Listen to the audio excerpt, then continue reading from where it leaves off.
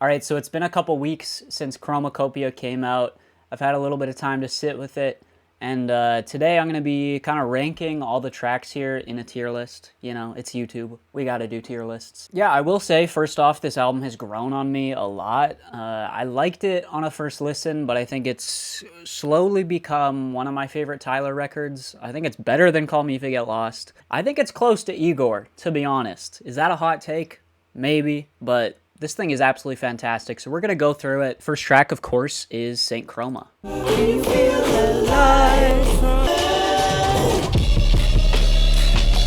I think it's a solid intro. I do wish it was a little bit longer and just had a little bit more meat to it, but there's some cool parts here, like the kind of marching band intro with the whispered delivery from Tyler. Daniel Caesar's feature here is actually probably the best part. I think that kind of refrain that he has, or that chorus, really sticks with you. I find myself singing that like all the time.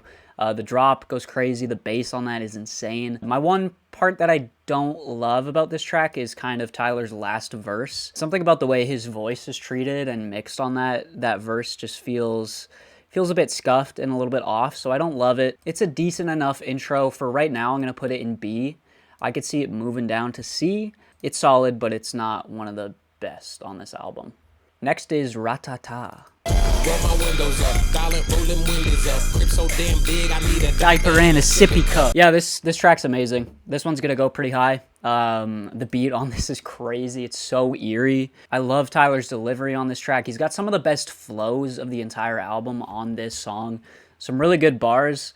Some funny bars. Crib so big, I need a diaper and a sippy cup. Yeah, it's one of the more like braggadocious tracks on this album, but I just love how hard it goes. And yeah, it's a Tyler banger. So we're gonna put it in probably A for now. I don't think it quite reaches that S tier, but man, the beat goes hard.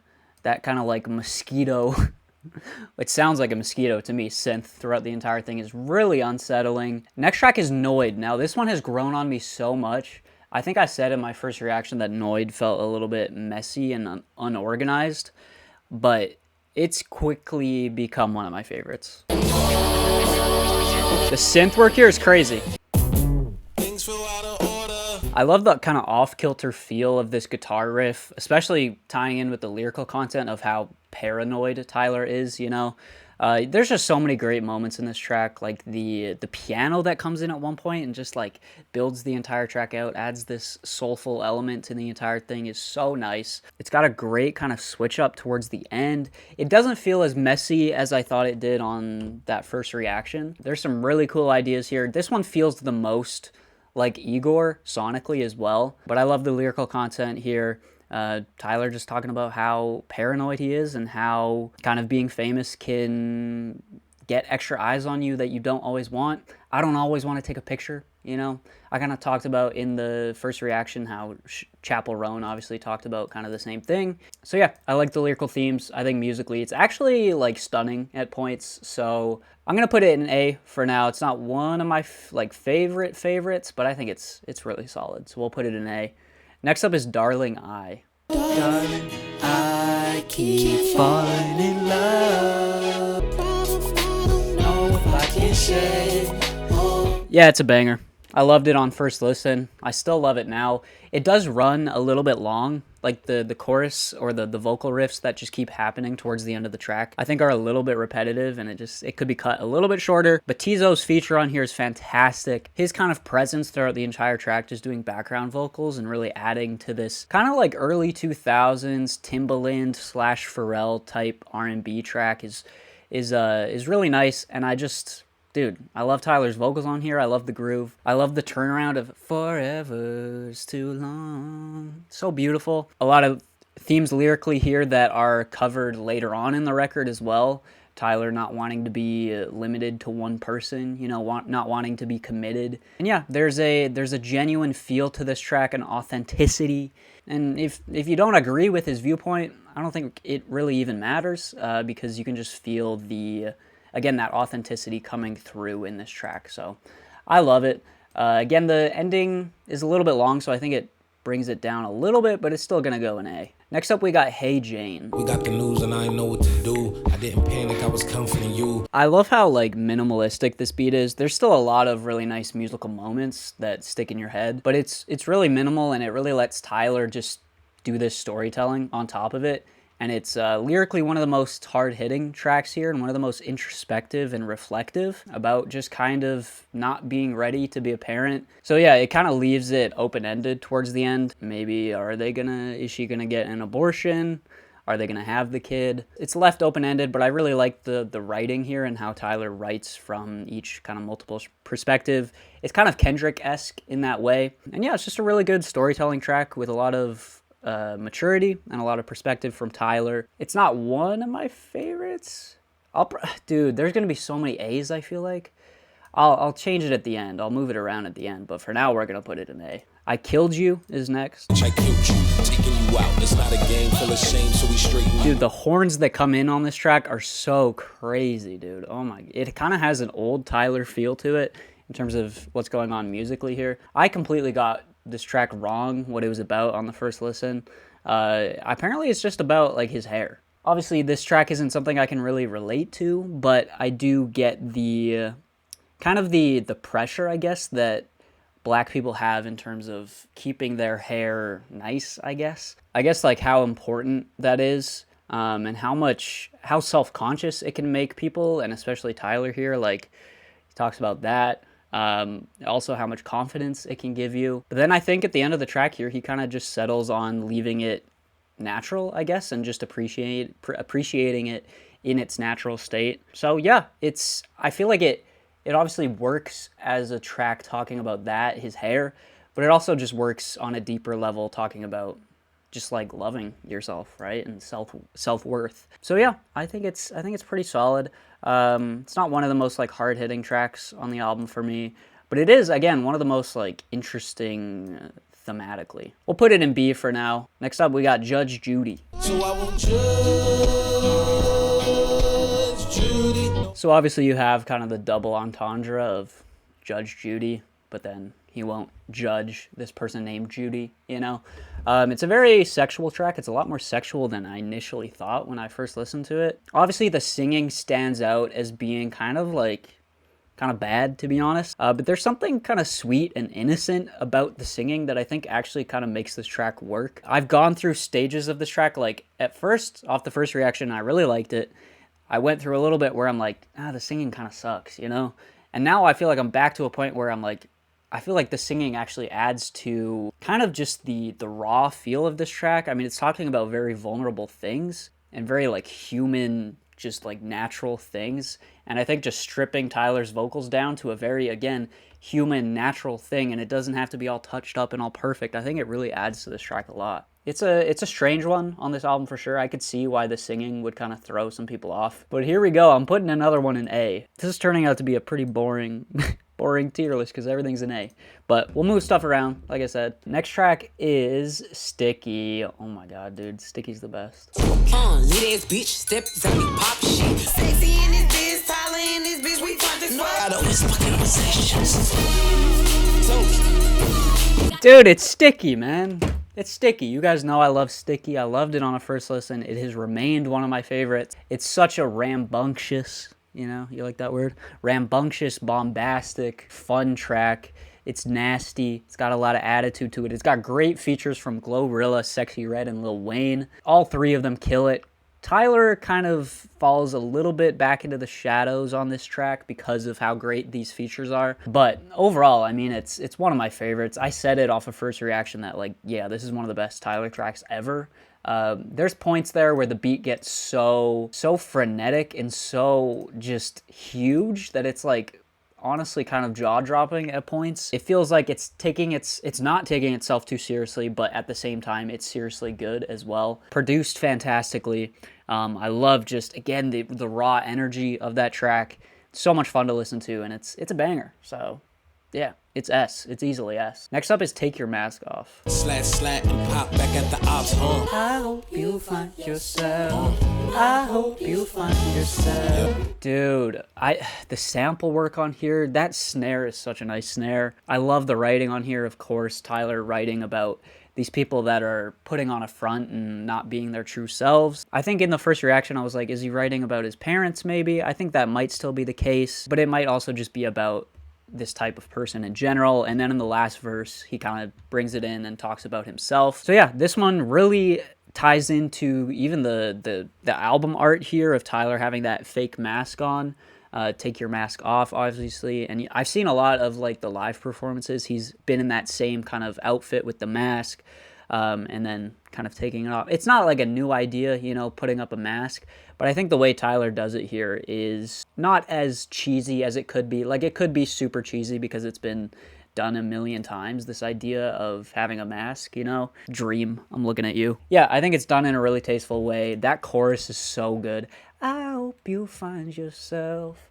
It's so good, dude. It's got this like old school soul feel to it that I think is just so nice. It's so good. It's S tier. It's S tier, baby. All right, Tomorrow is next. I'm gaining weight, I'd rather rest. The thought of children, it brings me stress. Version of T that you knew is a memory. Who is that? You niggas get too attached, and all I got is photos of my Rari and some silly suits. All right, so this track is kind of like Tyler's I think about it all the time, you know, kind of going into the pressures of people wanting you to have a child. I love this moment here where he's like talking about his friends. My homegirl, her not tied, she like 32. They're sharing pictures of these moments. It's really cute. All I got is photos of my Rari and some silly suits. I love the way this starts off with, again, that kind of super authentic and raw, what some people might say bad singing at the beginning. It kind of feels similar to Judge Judy in that way. But yeah, this track is fantastic. I love the guitar at the beginning. It feels like such a raw, human, and just like genuine track from Tyler. The writing at the first verse here, my mother's hands don't look the same. These jet black strands are turning gray. I'm gaining weight. I'd rather rest. The thought of children, it brings me stress. Like, I remember this getting me like kind of choked up in that first reaction just because of how beautiful that first verse is. Yeah, this track is fantastic. There's so many good tracks here, dude. I don't know. We're putting it in A for now. I'm really going to have to move some stuff around at the end because right now it's looking a bit top heavy. Next up, we have another great track. Thought I Was Dead.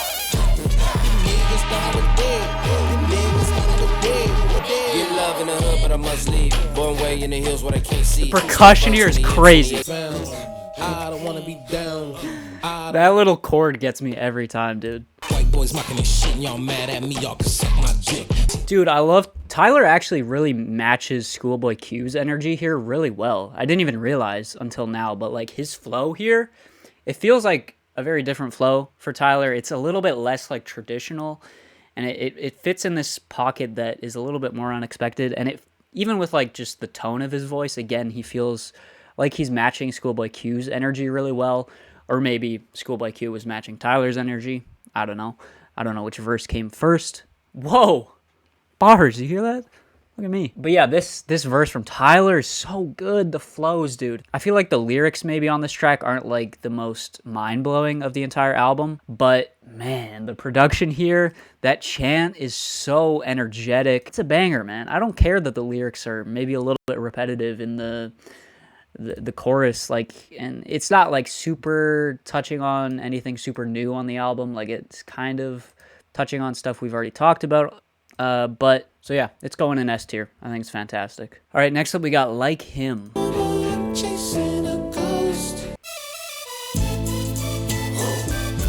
This track remains as like still one of the most interesting musically for me. There's such a weird combination of Tyler's, like, you hear those grunts in the back, like he does that all the time, but you wouldn't expect it to work on a track like this with this like Nina Simone type ballad, piano ballad. You wouldn't expect those things to gel, but they do, and it creates something really interesting musically. Obviously, lyrically talking about his dad, do I look like him? I feel like I'm chasing a ghost. Really sad lyrically. One of Tyler's most vulnerable tracks probably ever. He's touched on this stuff before in terms of talking about his dad, but this track feels like maybe kind of like a conclusion the way his mom wraps up this track, I used to not like how she wrapped this up. I felt like it would have been better to leave it more open-ended. But the way she concludes it here with saying, you know, it was my fault, not him, because he always wanted to be there for you, it feels like some sort of closure for Tyler. I think, should it go S? I think I'll put it S, man. I might move it down to A, we'll see, but for right now, I'm feeling S. Next track is Balloon. This freaking whimsical beat. Girls during December, I slay. And I don't even like girls, bitch, I'm way. Yeah, this track's great. Doechii comes in and has a super eccentric verse. I didn't even catch it on the first listen, first reaction, but she has like a queef bar that's insane. There's so many standout, just unhinged lines on this track. Air this bitch out like a queef. The way she ends the verse too, with that like really shouty moment is fantastic. She just fully understood the tone of this track and elevated it, in my opinion. I'm being really positive. Really positive in this video, but I think it's just showing that this album has grown on me so much. Like, again, I already loved it before, but it's quickly becoming like, maybe it's better than Igor. No, it's not better than Igor. I don't know. It's just so fun at times that like, and there's so many interesting production elements. It's so good. Balloon's going in A, I think. Again, we'll move stuff around, but for right now, it's going in A. The last track is I Hope You Find Your Way Home.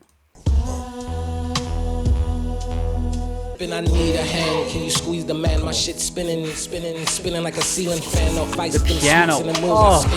The piano in this track is so good. Crow nigga, I'm not you. I almost had a mini. And of course, the way that synth comes in, I pointed it out on the first reaction, but that slide, it's so good, and it has such like a tactile, natural kind of touch to it that I think I said in the first reaction too. This track has so much Tyler personality in it, just like purely musically, especially with the way it ends with that synth solo at the end. It feels like kind of a celebratory track at the end here. It's a great way to end it. It's like not one of my favorites, but again, it's so good. Right now, it's going in A. All right, that one's not even really fitting in A because we got too much in there. Let's start moving some stuff around. I'm going to look at A and see anything that maybe should be moved down. Right now I'm looking at between Hey Jane. I'm gonna move Judge Judy down. Like I said, I do like the conceptually what the kind of bad singing on that track brings, but purely out of just like replayability, I don't think I'll go back to that one as much. What else could move down to B? Right now it's between, I think like Balloon maybe could move down. It's between Balloon and Hey Jane. Dude, I'm thinking here. Maybe actually Balloon. I'm going to move Balloon down. And now, should anything move from S is the next question. Sticky is staying in there. Sticky is such a standout track that it has to be in there. Take Your Mask Off is staying in there as well. I think Take Your Mask Off and Sticky are my two favorites. The one that I could see moving down is maybe Like Him. Let's move Like Him down. We'll leave S to those three because I think I can confidently say that those are my three favorites. Anything here that we can move down to C, maybe? I think, honestly, St. Chroma could move down.